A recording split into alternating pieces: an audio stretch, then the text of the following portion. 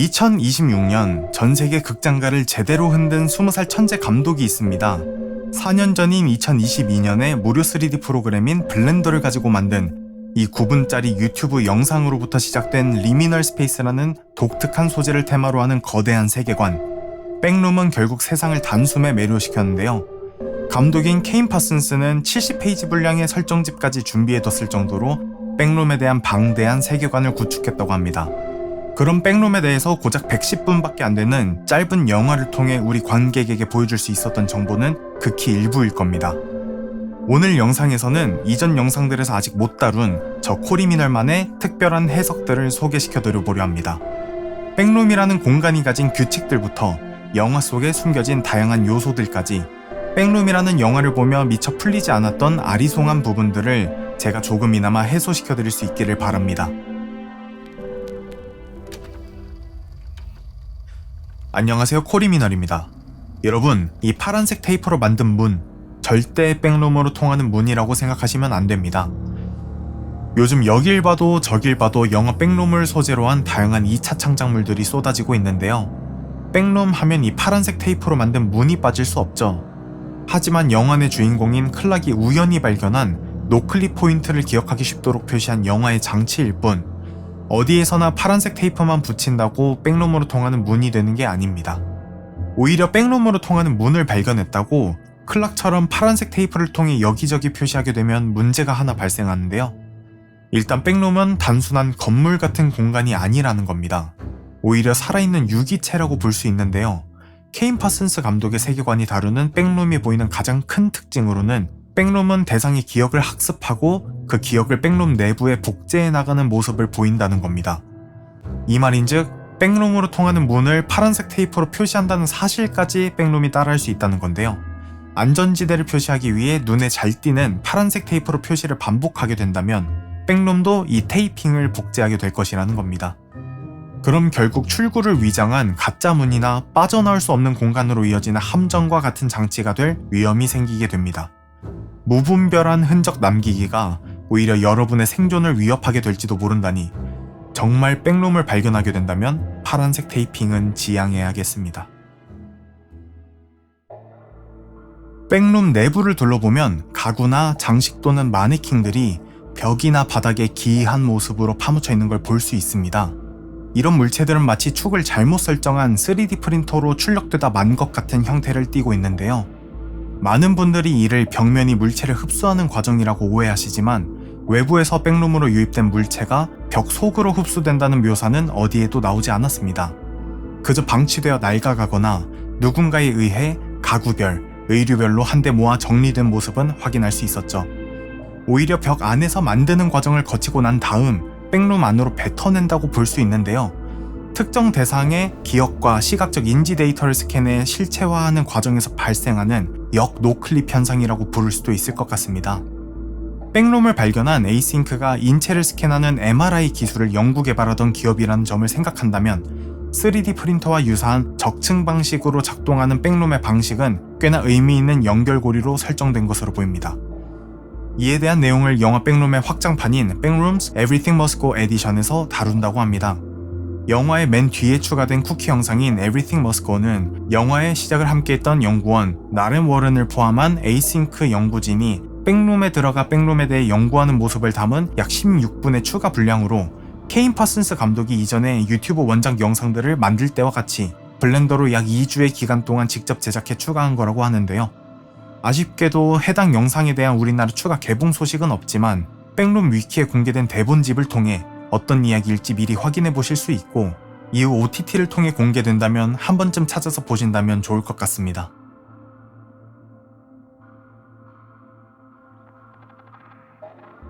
백룸의 기괴함은 공간 자체가 현실의 것을 따라한 것 같으면서도 묘하게 왜곡되어 있다는 점에서 옵니다.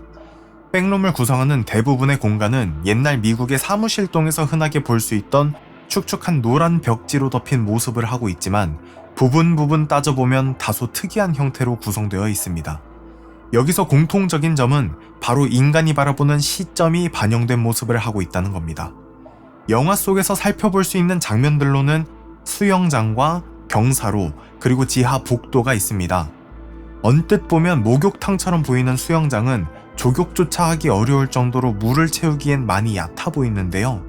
이건 물이 가득 찬 수영장은 물의 굴절률 때문에 실제 수심보다 많이 얕아 보이는 착시가 반영된 모습입니다.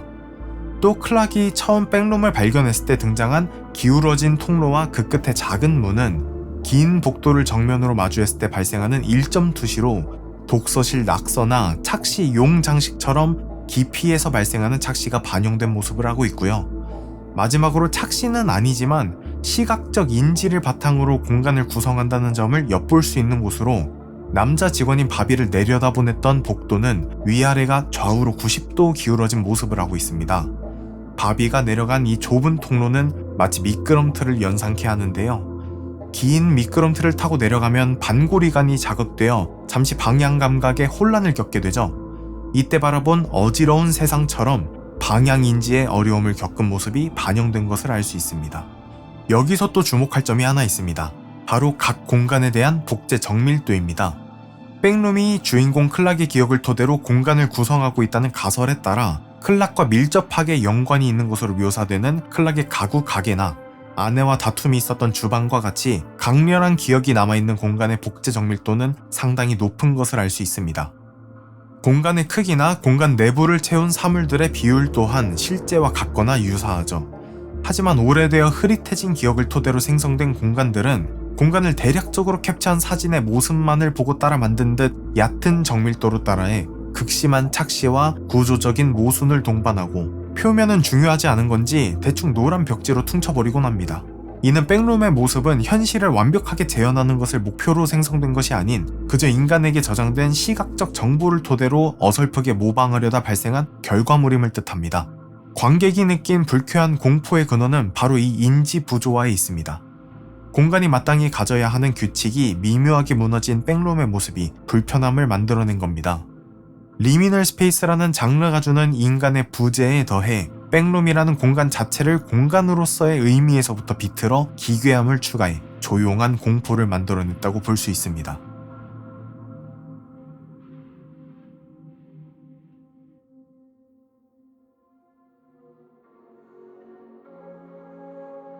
가끔 그런 기분 들어본 적 없으신가요? 유리창 뒤에 갇혀 삶이 흘러가는 걸 바라만 보고 한 발짝도 못 움직이는 무기력한 기분. 어쩌면 지금이 바로 내면의 창을 열 때인지도 모릅니다.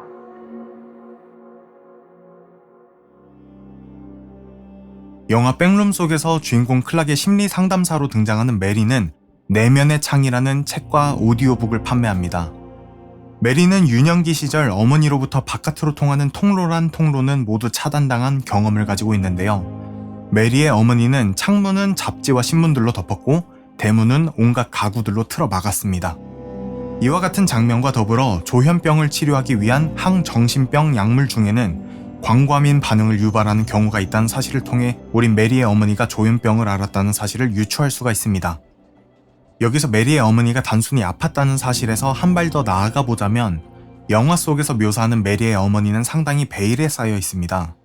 앞선 장면들처럼 어디론가 통하는 출입구라면 모두 막으려는 모습과 메리가 클락에게서 백룸의 존재를 들었을 때 메리가 보였던 상당히 묘한 반응으로 미루어 보아 메리는 백룸의 존재를 이미 알고 있었을 가능성이 있으며 이것이 만약 메리의 과거, 즉 메리의 어머니의 증상과도 이어지는 이야기라면 이건 메리의 어머니가 백룸에 들어가 본 경험이 있을 수도 있다는 가능성이 문을 엽니다.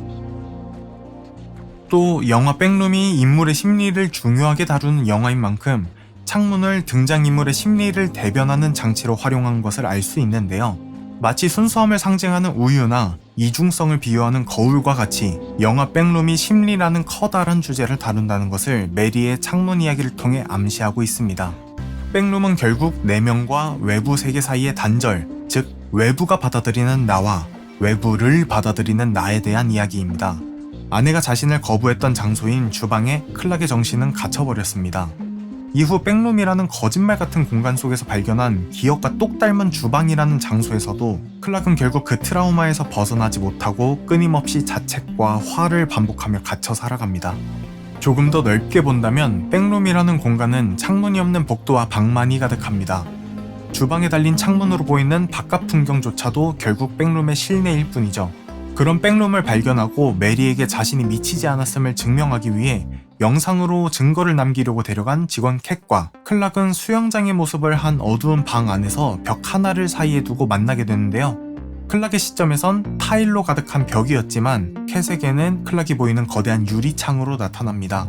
이렇게 영화는 이미 외부로 통하는 마음을 닫아버린 클락과 아직 그러지 않은 캣의 심리 상태를 비교하기 쉽도록 불투명한 벽과 투명한 유리창이라는 시각적인 개념을 장치로 활용해 표현했다는 걸 알 수 있습니다. 엔티티 캡틴 클락의 정체는 무엇일까요? 함께 등장한 다른 엔티티들은 하얀 솜 같은 무언가로 채워진 인간의 껍데기만 따라한 가짜 생물과 같은 모습을 보여줬습니다. 그런데 캡틴 클락만은 메리에게 공격당했을 때 사람과 같이 피를 흘렸죠. 이 점에 주목해 해외에선 캡틴 클락이 사실은 진짜 클락이 백룸에 의해 변형된 모습이 아니냐는 의혹도 제기했었는데요. 저는 그것보다는 백룸이라는 공간이 주인공인 클락을 기준 삼아 클락의 기억을 스캔했다고 생각하기 때문에 기억을 복제한 다른 엔티티들은 가구와 같이 공간을 구성하는 조형물로서 생성되었고 캡틴 클락은 스캔한 대상인 클락의 자아를 직접 재현하는 과정에서 정밀 복제된 경우라고 봅니다. 그런데 왜 하필 그냥 사람의 모습이 아닌 해적의 모습으로 복제되었으며 한쪽 다리는 나무로 아예 대체되어 버린 걸까요? 영화의 초반부에서 클락은 자신의 가구 가게를 홍보하기 위해 조잡한 광고를 하나 촬영합니다. 광고 영상 속에서 클락은 해적 코스튬을 입고 다리 한쪽은 나무 의족을 낀 채 우스꽝스러운 연기를 하는데요. 문학 역사상 가장 유명한 의족을 찬 해적은 소설 보물섬에 나오는 롱 존 실버입니다. 캡틴 실버는 주인공인 짐에게 있어 누구보다 든든하고 친절한 멘토처럼 등장했다가 이야기가 진행되면서 악한 본색을 드러내며 주인공을 배신하는 반전의 대명사와 같은 캐릭터입니다. 클락이 해적을 연기하는 모습을 보여주며 영화는 클락이 백룸 안에서 악역으로 변하게 될 거라는 사실을 복선으로 깔아뒀다고 볼 수 있습니다. 그렇다면 왜 광고 촬영을 돕던 직원인 바비는 클락에게 지금 연기하는 게 술탄이냐 아니면 해적이냐고 물었을까요? 영화에 나오는 클락의 가구 가게 이름은 캡틴 클락의 오스만 제국이고 오스만 제국에서 술탄은 황제와 같은 절대 권력자를 뜻합니다. 클락은 아까 바비의 질문에 술탄과 해적 둘 다 맞다고 대답하고 백룸은 그런 오스만 제국이라는 가게의 지하에서 이후 발견되죠. 언뜻 보면 그냥 귀찮아서 한 대답이라고 생각할 수도 있겠지만 아닙니다. 현실에선 무시만 당하던 패배자인 클락은 우연히 발견한 거짓말 같은 공간 백룸을 둘러보면 둘러볼수록 한 가지 놀라운 사실을 깨닫게 됩니다. 바로 백룸이라는 공간의 내부가 자신의 기억을 토대로 구성되고 있다는 점을요. 여기저기서 보이는 엔티티들의 모습은 모두 자신이 아는 사람들을 닮았으며 공간의 구성마저도 와이프와 함께 싸웠던 주방의 모습부터 젊었을 적 가봤던 수영장, 그리고 어린 시절 새벽에 크리스마스 트리가 반짝이던 부모님과 함께 지내던 집 거실을 따온 것만 같고 거기에 더해 가구 가게를 준비하며 적어도 한 번씩은 봤던 하지만 결국 매입하지는 않아 본인의 가게엔 없는 가구들까지도 있으며 간혹 보이는 벽지나 현수막들까지도 자신의 가게와 똑같다는 걸 알게 됩니다. 결국 클락은 이런 결론에 도달하게 됩니다. 이 공간은 나만을 위해 생겨난 공간이고 이건 마치 영웅을 기리는 동상과 같다고. 이 백룸에서 클락이 술탄으로 군림한다고 느끼게 될 것이라는 사실을 영화는 초반의 대사를 통해 관객에게 넌지시 던진 겁니다. 백룸 속에서 살아남는 방법은 없는 걸까요? 다양한 연결점을 통해 우리는 케인 파슨스의 영화 백룸과 케인 픽셀즈 유튜브 원작 시리즈가 같은 세계관임을 알 수 있습니다. 케인 파슨스 감독의 거대한 백룸 세계관 속에서 백룸에 갇힌 생존자를 위협하는 존재는 크게 두 가지로 영화에 등장한 캡틴 클락과 유튜브에서 사람들을 공포에 떨게 했던 엔티티 박테리아가 있죠. 하지만 이 둘은 별개의 괴물이 아닌 캡틴 클락이라는 개체가 오랜 시간 백룸 속에 머물며 풍화를 거쳐 박테리아로 변해버렸을 가능성이 있습니다. 인간의 신체 구조를 어설프게 따라 만들던 캡틴 클락이 동작 가능한 최소 범위로의 뼈대만 기괴하게 남은 상태인 것이죠. 따라서 이 둘이 정말 동일 개체라고 가정한다면 생존을 위한 결정적인 힌트를 얻을 수 있는데요. 바로 유튜브 백룸 시리즈의 시작을 알린 신호탄인 The Backrooms Found Footage 영상 속에서 끈질기게 생존했던 누군가가 벽에 남겨둔 단서를 확인할 수 있습니다. Don't move, stay still. 움직이지 말고 가만히 있으라. God closed his eyes. 신은 눈을 감으셨다. It hears me. 그게 나를 듣고 있다. 이 낙서에서 말하는 신과 그것이 모두 박테리아만을 가리킨다고 본다면 엔티티 박테리아는 시각 정보를 처리하는 기관이 퇴화해 앞을 보지 못하는 대신 온몸의 뼈대를 안테나처럼 활용해 미세한 진동을 청각기관 삼아 소리내는 상대를 추적한다는 것을 알 수 있습니다. 그러니 여러분, 만약 백룸 속에 갇힌다면 기억하세요. 살아남기 위해서는 숨을 죽이고 완전히 멈춰서 기다리십시오. 절대 소리를 내 그것을 자극하면 안 됩니다. 영화와 원작 시리즈를 재미있게 보신 팬분들이라면 신경 쓰였을 기묘한 표시가 하나 있습니다. 바로 작품 내 여기저기 곳곳에 뜬금없이 그려져 있는 얼굴 달린 태양 그림인데요. 이번 영화 백룸의 공개를 축하하며 진행된 감독 케인 파슨스와의 인터뷰 영상에서까지 이 태양 심볼을 은근슬쩍 보여주면서 다시 한번 이슈가 됐었습니다. 하지만 백룸에 등장하는 그 누구의 과거와도 연관점이 보이지 않아 대체 어떤 의미가 숨겨져 있는 것일지 모두들 궁금증만 커졌을 겁니다. 이 뜬금없는 것만 같은 태양은 백룸이라는 초자연적인 공간을 창조해낸 백룸 뒤에 숨겨진 외계의 존재를 은연중에 의미하는 일종의 제작자 서명일 가능성이 높습니다. 클락은 백룸이 오직 자신만을 위해 만들어진 왕국이라 굳게 믿으며 그 안에서 술탄으로 군림하려 했지만 사실 백룸은 미지의 존재들이 만들어낸 실험 속 파편에 불과할지도 모릅니다. 모호한 방향 감각을 자아내는 거대한 우주 속에서 그 우주처럼 모호한 방향 감각을 자아내는 백룸이라는 미로의 주인이 나라고 믿는 인간의 오만을 비웃듯이 진짜 주인을 의미하는 태양 그림을 보여주며 영화는 관객에게 코스믹 호러로 자라날 씨앗을 심어둡니다. 유튜브 원작 시리즈에는 에이싱크 연구소의 부소장으로 등장하는 이반 백이라는 인물이 있는데요. 이 이반 백이라는 인물은 에이싱크에서 백룸을 처음으로 발견했다는 기록의 주인공인데 백룸을 발견하게 된 경위가 독특합니다. 이반 백은 백룸의 존재를 이미 아는 상태에서 백룸을 현실로 끌어들이는 연구를 진행한 것으로 보입니다. 원래 이반 백은 유전자 편집과 관련된 실험을 주도하던 인물인데요. 백룸 실험을 성공하기 약 20여 년 전에 전자기학을 기반으로 유전 정보를 다루는 실험을 하고 있었습니다. 그런데 실험을 하는 도중 태양의 흑점이 폭발하면서 연구소의 실험기기들에게도 큰 영향을 주는 사고가 발생했습니다. 과부하로 통제 상태를 벗어난 기기는 정체를 알 수 없는 녹색빛으로 현장을 감쌌고 이반 백은 바로 이 사고에 휘말려 눈 한쪽과 기억을 잃는 피해를 입는데요. 이 사고를 겪고 이반 백은 갑자기 다른 사람처럼 행동하기 시작합니다. 한 번도 생각해본 적 없는 방향으로 연구를 극단적으로 비틀었거든요. 마치 백룸이라는 명확한 목표가 원래부터 있었던 것처럼 말이죠. 그렇게 알 수 없는 녹색 빛 안에서 무언가와 조우했던 이반 백이 결국 백룸으로 통하는 포털을 여는 데 성공하고 그 무언가와의 소통을 위해 그들을 뜻하는 태양 표시를 설치했다는 추측을 해볼 수도 있겠습니다. 어디까지가 이반 백이 설치한 거고 어디부터가 외계의 존재가 설치한 것일지는 결국 아무도 모르겠지만요.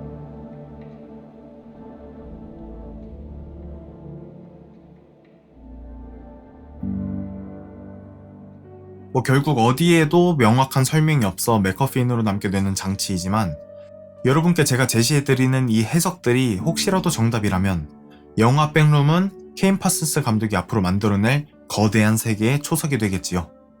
제가 오늘 준비한 이야기는 여기까지입니다. 오랜만의 영상임에도 끝까지 봐주셔서 정말 감사합니다.